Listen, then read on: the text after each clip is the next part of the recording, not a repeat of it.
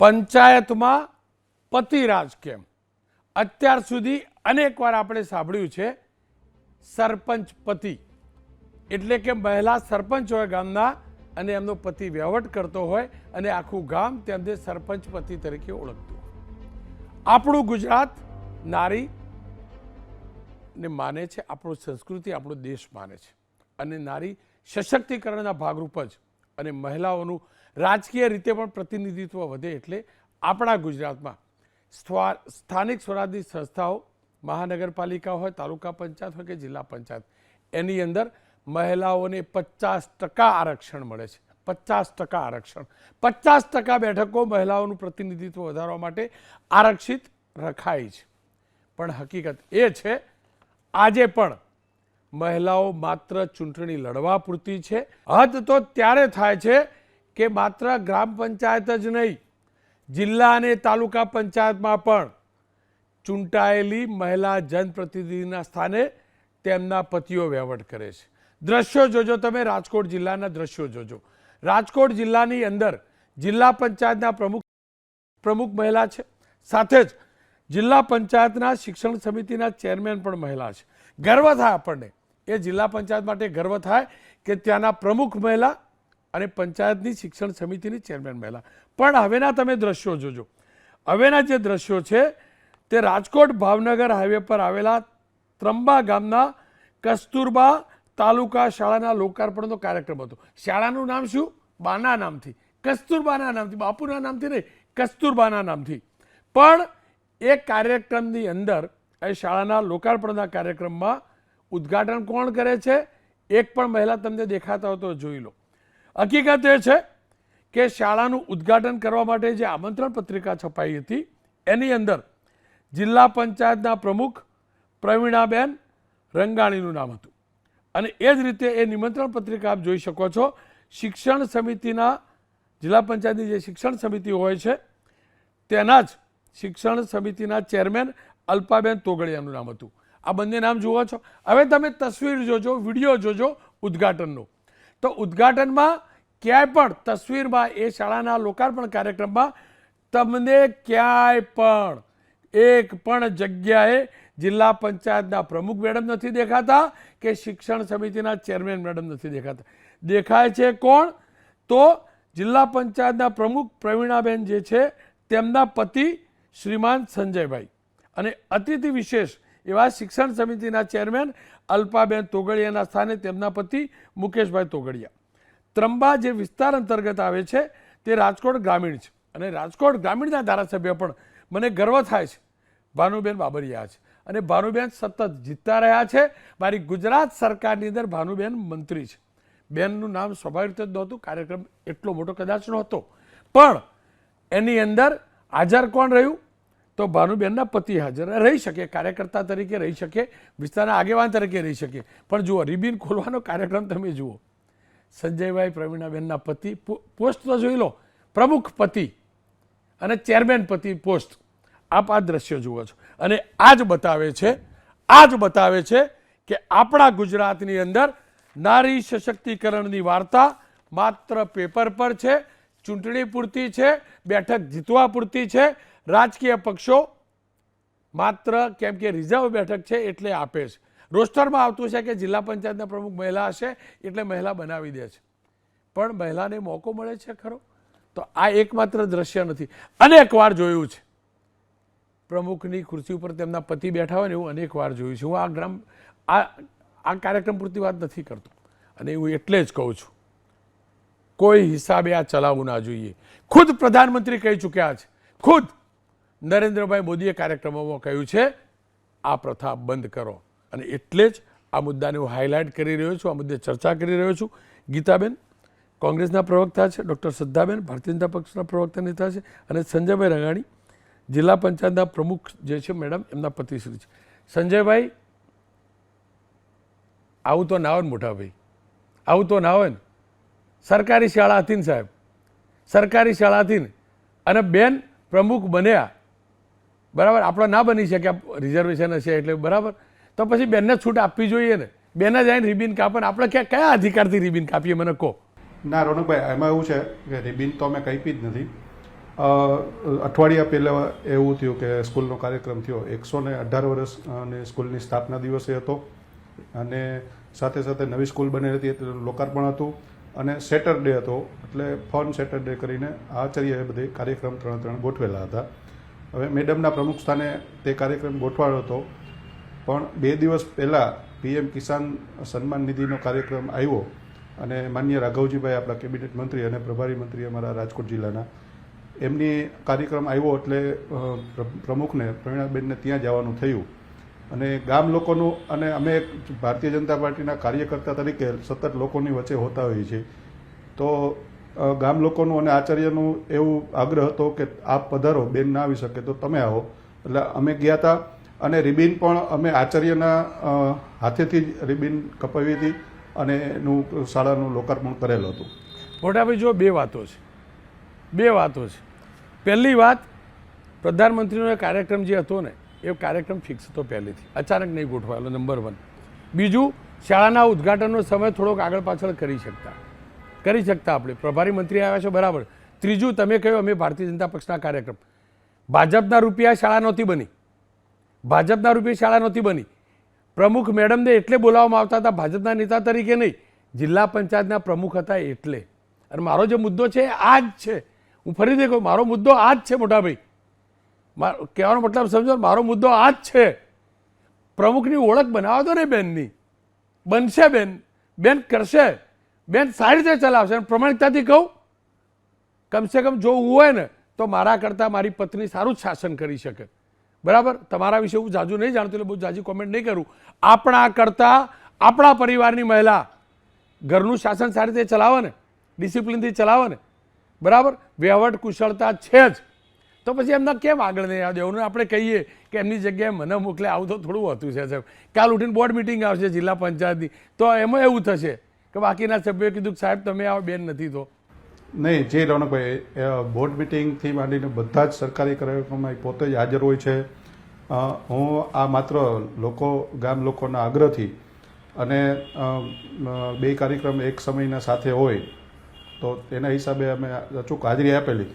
પણ ના તો અમે કોઈ લોકાર્પણ મારા હસ્તક કરેલું, એ અમે આચાર્યની કામગીરી સ્કૂલમાં બહુ સારી છે તો એના હસ્તક જ અમે એનું લોકાર્પણ કરાવેલું. હા, પાર્ટીના કાર્યકર્તાઓ તરીકે સતત ગામ લોકોની વચ્ચે હોય છે તો અમે કાર્યક્રમમાં ઉપસ્થિત જરૂર હતા. સંજયભાઈ, ખરેખર આપણે મહિલાને છૂટ આપીએ છીએ ખરા? એકદમ પ્રમાણિકતાથી કહેજો, દિલ ઉપર હાથ મૂકીને કહેજો, સંજય તરીકે જ કહેજો. જી રોનકભાઈ, નહીં, દરેક કાર્યક્રમમાં તે પોતે જ ઉપસ્થિત હોય છે. તમે આગલા કાર્યક્રમ પણ જોઈ લેજો, પ્રેસ મીડિયાને જાણ જ છે, ખબર જ છે કે હું ક્યાંય પણ હોતો નથી.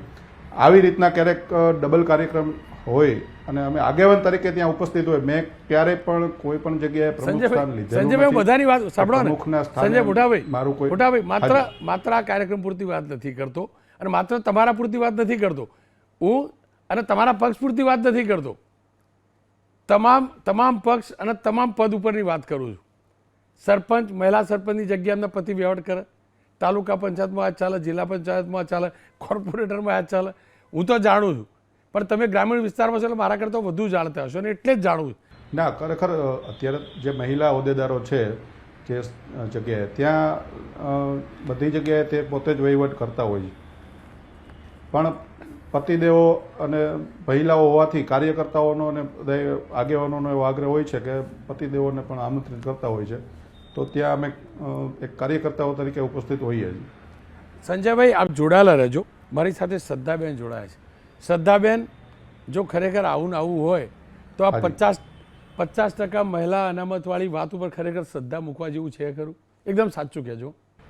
રોનકભાઈ, જો દિલથી સાચું કહું તો તમે બહુ સાચો મુદ્દો સારા સમયમાં ઉપાડ્યો છે. જ્યારે પ્રધાનમંત્રીએ 33% અનામત અમને વિધાનસભા અને લોકસભામાં આપી છે. આપની વાત સાથે હું બહુ સારા અંશે સમજ છું કે જે અમને અનામત મળી છે, જ્યાં સરપંચ બનતી હોય છે મહિલાઓ, જિલ્લા પંચાયત, તાલુકા પંચાયતની સદસ્યો બનતી હોય છે. માનનીય પૂર્વ મુખ્યમંત્રી લોખંડી આનંદીબેન પટેલ, જે અત્યારના રાજ્યપાલ છે, યુપીના મહામહિમ છે, એ પણ કટાક્ષ કરતા હોય છે કે ભાઈ અપેક્ષિતની શ્રેણીમાં કેટલા લોકો છે, કેટલા સરપંચ પતિ આવ્યા છે અને કેટલા તાલુકા પંચાયત પતિ આવ્યા છે. અને પાર્ટીમાં સ્પષ્ટ સૂચના છે કે જે પણ પદાધિકારી બહેનો છે, પદાધિકારી હોય સંગઠનની કે ચૂંટાયેલી પાંખની હોય, એમને જે પદ આપવામાં આવ્યું છે એ લોકો અહીંયા આવીને પાર્ટીની મિટિંગમાં કે સરકારની મિટિંગમાં જે અપેક્ષિત છે એ લોકો બેસે, ન કે એમના પતિ કે એમના તરફથી એમના કોઈની જગ્યાએ. આ તો પતિ છે, ઘણી બધી જગ્યાએ પપ્પા બી હોય છે, સસરા બી હોય છે, ભાઈ લોકો પણ હોય છે, પરંતુ મહિલાઓ જે પોતે ચૂંટાયેલી છે ને જે પોતે પદાધિકારી છે એમણે આ સ્ટેન્ડ લેવાનું છે કે ભાઈ મને આ જવાબદારી આપી છે, મારે જવાનું છે. આજે હું પ્રવક્તા છું, સહપ્રવક્તા છું, મારો ભાઈ થોડી એને એવું કહી શકે કે મારે ડિબેટ કરવાની છે. તો આ જવાબદારી હું પુરુષોના માથે નથી નાખતી, આ એ તમામ મહિલાઓની જવાબદારી છે કે જ્યારે તમને અનામતનો અધિકાર આપવામાં આવ્યો છે. કારણ કે રોનકભાઈ સાચું કહું ને તો આ તો પ્રધાનમંત્રી નરેન્દ્ર મોદી અમને ધારાસભ્ય અને ત્યાં સંસદમાં જવાની અનામત આપી, બાકી એટલો પુરુષ પ્રધાન દેશ છે ને કે અમને ટિકિટ બી ના મળે.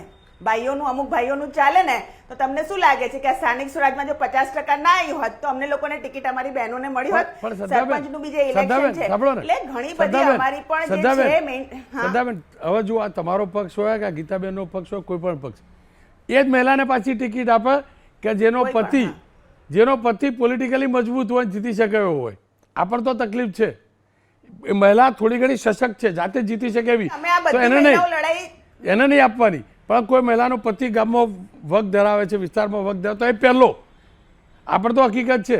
રોનકભાઈ, પક્ષાપક્ષીથી પર જઈને જ્યારે અમે ઓફ ડિબેટ પણ બીજી મહિલાઓ જોડે છે, કોંગ્રેસ પાંખની મહિલાઓ જોડે પણ હોઈએ છે, પણ આ અમારી બધી જ મહિલાઓનો આ કોમન અવાજ છે. ચાહે જૈનીબેન હોય, ગીતાબેન હોય, જ્ઞાનીબેન હોય, શ્રદ્ધાબેન હોય કે અમારા પક્ષની મહિલાઓ હોય, અમને લોકોને જ્યારે આ તક આપી છે, લોકતંત્રે અમને અધિકાર આપ્યો છે. અમને લોકોને અનામત બી મળી છે, એ પણ લોકતંત્રે અમને અધિકાર આપ્યો છે. અને અમે અમારા અધિકારમાં જ્યારે અમને મળ્યો છે તો ફરજ નિભાવવાનો પણ અમારી ફરજ છે. અમે શરૂઆત કરી છે. હું માનું છું ઘણી બધી બહેનો હવે જે છે પોતાના કાર્યક્રમો જાતે કરે છે, પોતાના વહીવટી નિર્ણયો જાતે લે છે, પણ આ અમારી એક જે લડાઈ છે, લોંગ ટર્મ લડાઈ છે, અને આ લડાઈમાં મીડિયા તરીકે આપે પણ અમારો સાથ આપ્યો છે, ખૂબ સારી વાત છે. અને અમે આપણે આશ્વસ્ત કરીએ છીએ કે હવે આપણે આવા દ્રશ્યો જોવાની છે. અમારી બહેનો જે છે જે લીડ કરી રહી છે, પોતે જ લીડ કરે છે. ઘણા સારા વહીવટો છે એ અમારી બહેનોએ પણ એઝ એ જિલ્લા પંચાયતના પ્રમુખ તરીકે કર્યા છે, તાલુકા પંચાયતના પ્રમુખ તરીકે કર્યા છે, સ્ટેન્ડિંગ તરીકે કર્યા છે. અમુક જગ્યાએ અમુક બહેનોને થોડી તકલીફ પડતી હોય છે, કારણ કે એક તો થોડું ડ્રાઇવિંગ આવડતું ના હોય, ગામડાનું બી, અને બીજું રોનકભાઈ સંપૂર્ણપણે એમનો પરિવાર કે પતિ કે ભાઈઓ પણ જવાબદાર નથી હોતા. આપણી જે સમાજની વ્યવસ્થા છે ત્યાં પણ કેટલા અંશે કોઈ બેન એકલી આવીને બેસી જાય ખુરશીમાં તો એને એક્સેપ્ટન્સ કરવામાં આવે છે, તો ત્યાં પણ એને જે સહકાર અમુક વખતે જોઈતો હોય છે, તો એના માટે બી ઘણા પુરુષો આવતા હોય છે. તો આમાં બધાએ એકજૂટ થઈને કામ કરવું પડશે. આપણે ખૂબ સારો મુદ્દો લીધો છે, આપે આજે અમારા મનની વાત કરી છે, એટલે અમે તો બિલકુલ આપના સમર્થનમાં જ છીએ.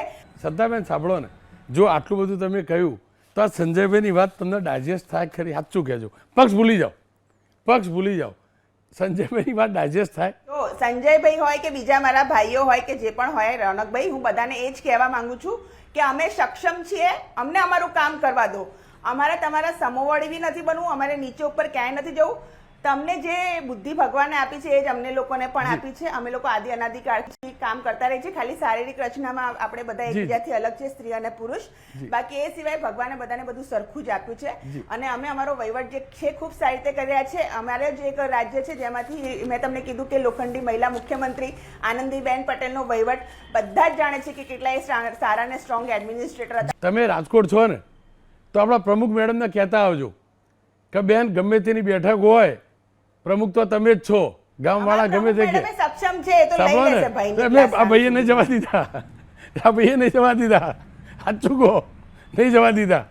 તમે બહુ ના કહો રોનકભાઈ. ના, સાચું બોલો. હું તમારા માટે કાર્યક્રમ કરું અને તમે પછી કુલડી ગોળ ભાગો છો યાર ને. તમે કહેતા આવજો, બસ આટલું કરજો. મને આટલો સહકાર આપજો. આપણો ભારતીય જનતા પાર્ટીની બહેનો બહુ સક્ષમ છે. મને આટલો સહકાર આપજો. જો તમે બાજુમાં જ બેઠા પતિ એમના અને બેન પણ રાજકોટમાં, તમે આજે મળીને કહેજો ને એમને કહેજો કે પ્રભારી શ્રીને પણ કહેજો, રાઘવજીભાઈ, કે જિલ્લાનો કાર્યક્રમ જિલ્લા પંચાયતનો એ દિવસે તમારો કાર્યક્રમ નહીં ગોઠવવો, આગુ પાછું કરીને પણ બેન જ જશે ઉદઘાટન કરવા. એટલું ભાઈને પણ કહી દો અને પાર્ટીમાં કહી દેજો. જુઓ, જો મહિલા માટે કંઈક કરવા માંગતા એમાં પછી શરમ ના રાખતા. અમારા જિલ્લા પંચાયતના માન્ય ચૂંટાયેલા પ્રમુખ બેન છે એ જ કરશે. ગીતાબેન મારી સાથે જોડાયા. ગીતાબેન, શ્રદ્ધાબેનની વાત તમને પણ ગમી હશે અને માનવી પણ પડશે, પણ કારણ શું માત્ર જીત મેળવવી જ અને જીતે એવા જ પુરુષની પત્નીને કે બહેનને કે એના દીકરીને ટિકિટ આપવી એ કોંગ્રેસ હોય, ભાજપ હોય કે કોઈ પણ પાર્ટી, એના નેતાઓની માનસિકતા નથી. રોનકભાઈ, પક્ષથી ઉપર રહીને વાત કરું ને તો આપની વાત 100% નહીં પણ 101% સાચી છે અને આવું જ થાય છે. ગુજરાતની અંદર આપણે પંચાયતોના ઇલેક્શન આવે છે, એમાં હું તો એવું કહું છું કે આગામી સરકારોએ, દરેક સરકારોએ જ્યારે મહિલાઓને આ હક આપ્યા છે, એ પંચાયત હોય, તાલુકા પંચાયત હોય, જિલ્લા પંચાયત હોય, એમાં જ 50% ભાગીદારી જો મહિલાને આપી હોય તો એ મહિલા જાગૃતતા માટે આપવામાં આવતી હોય છે. અને એ એટલા માટે આપવામાં આવી છે કે આવનારા દિવસોમાં મહિલાઓના જે પ્રશ્નો હોય એને એ મહિલા સારી રીતે સમજી શકે. ગુજરાતની અંદર કેટલી એવી મહિલાની ગ્રામ પંચાયત હશે જે મહિલાએ ગ્રામ પંચાયત નહીં જોઈ હોય, એવી પણ ઘટનાઓ હશે. અને આપણે આજે રાજકોટની વાત કરો છો, કસ્તુરબા, જેનું નામ જ તમે કીધું, એ સ્કૂલનું નામ કસ્તુરબા સ્કૂલ છે.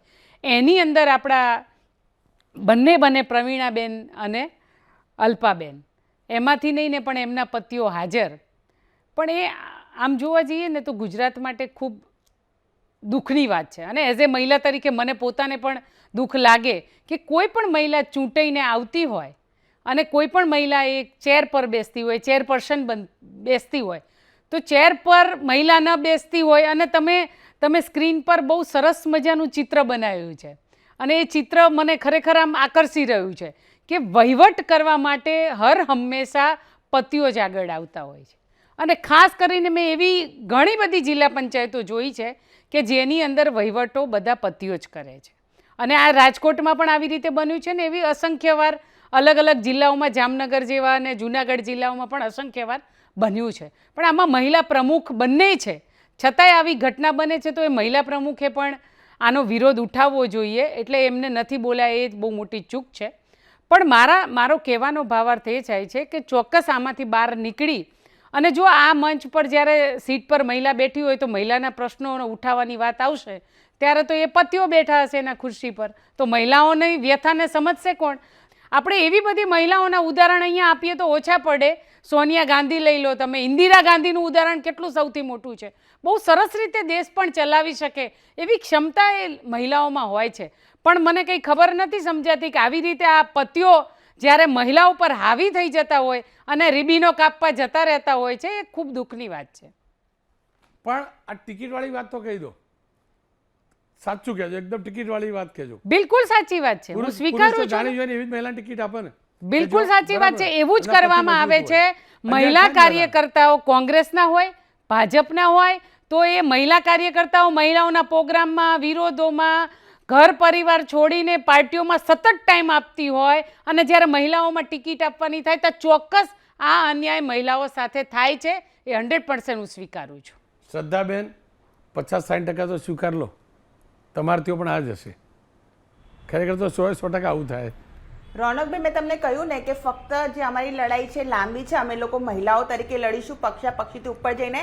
જે પ્રધાનમંત્રી નરેન્દ્ર મોદી અમને 33% ધારાસભ્યને સંસદમાં અનામત આપી છે, હવે સમય આવી ગયો છે કે પક્ષાપક્ષીથી ઉપર જઈને અમે તમામ મહિલાઓએ એ લડાઈ લડવી પડશે કે પક્ષમાં ગીતાબેનનો પક્ષ હોય કે મારો પક્ષ હોય, પણ જે પક્ષમાં મહિલા કાર્યકર્તાઓ કામ કરી રહી છે એમને ટિકિટ આપવામાં આવે, એમને આગળ કરવામાં આવે, ન કે એ રીતે મહિલાઓને બીજી અમુક બિચારી મહિલાઓને જ્યારે ટિકિટ આપવામાં આવે છે ને અમારી જોડે ઓફ કેમેરા વાત કરીએ તો કે બેન મને તો આ ગમતું જ નહોતું, તમારા ભાઈને ગમતું હતું, હવે આ 5 વર્ષ ક્યારે પૂરા થશે, એમની વ્યથા એ બી હોય છે.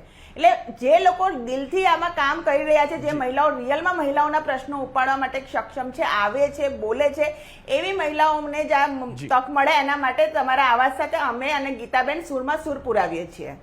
આપ બંનેનો ખૂબ ખૂબ આભાર. સંજયભાઈ, આપનો પણ આભાર. ફરીથી કહું છું, હું જરાય એવું નથી કહેવા માગતો કે રાજકોટ જિલ્લા પંચાયતના મહિલા પ્રમુખ જિલ્લા પંચાયત સારી રીતે નથી ચલાવતા, જરાય નહીં, જરાય નહીં. પણ હું ખાલી એટલું જ કહેવા માગું છું, શાળાનું ઉદ્ઘાટન તો ગમે તે હોય, એના કાર્યક્રમમાં પ્રમુખ મારા રાજકોટના મહિલા મળ્યા હોય ને પ્રમુખ, તો એ જ હાજર હોય, એ જ હોય પ્રમુખ સ્થાને.